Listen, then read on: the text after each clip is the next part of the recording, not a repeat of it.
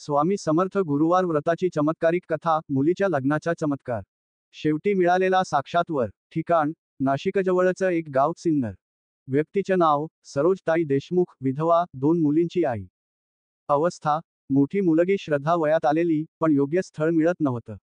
सरोजताईचं पती निधनानंतर घर चालवणं कठीण झालं होतं. ती स्वयंपाक करून शाळेत डबे देत असे. तिच्या डोळ्यांत एकच चिंता होती, मुलीचं लग्न. श्रद्धा हुशार, सुंदर, सुसंस्कारी, पण बाप नसल्यामुळे अनेक स्थळं फसत होती. घरात पुरुष नाही, कोण आधार देणार, असं सांगून लोक मागे हटायचे. सरोजताई दिवसेंदिवस खचत चालली होती. एका गुरुवारी शेजारच्या सुनबाईंनी तिला स्वामी समर्थ गुरुवार व्रत सांगितलं. ताई, स्वामींचं 9 गुरुवार व्रत कर. श्रद्धेने करशील तर स्वामी काहीतरी मार्ग देतील, असं त्या म्हणाल्या. सरोजताईंनी लगेच व्रत सुरू केलं. पहिला गुरुवार, सकाळी झाडूपोछा करून घर स्वच्छ केलं. समोर देवघरात स्वामींचा फोटो ठेवून एक दिवा लावला. उपवास करत संध्याकाळी आरती केली. त्याच दिवशी एक ओळखीचं स्थळ समोर आलं. चांगलं होतं, पण मुलाकडून काहीच प्रतिसाद आला नाही. दुसरा ते 5वा गुरुवार, प्रत्येक गुरुवारी सरोजताई मनापासून व्रत करत राहिली. एव्हाना श्रद्धालाही स्वामींची आस्था वाटू लागली होती. एक गुरुवारी अचानक गावी हरवलेला जमीन कागद मिळाला, जो तिच्या नावे होता. दुसऱ्या गुरुवारी एका जुना स्नेही भेटला, ज्यांनी लग्नासाठी मदतीचं वचन दिलं.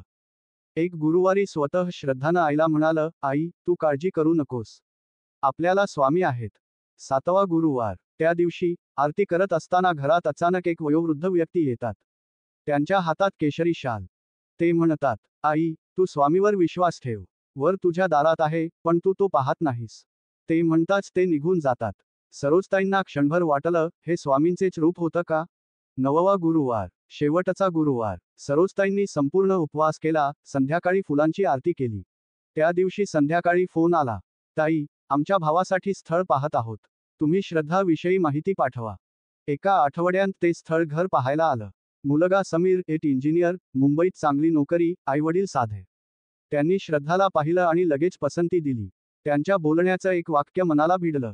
स्वामी समर्थांच्या कृपेने आम्हाला सुसंस्कारी मुलगी मिळाली. कथेचा शेवट, आज श्रद्धा सुखी संसार करत आहे. तिचं लग्न झालं ते स्वामी समर्थ गुरुवार व्रताच्या शेवटच्या आठवड्यात. सरोजताई आता दर गुरुवारी छोटासा दिवा लावून फक्त एवढंच म्हणते, स्वामी समर्थ माझे सर्व काही आहेत. त्यांनी माझ्या लेकीला योग्य सासर दिलं.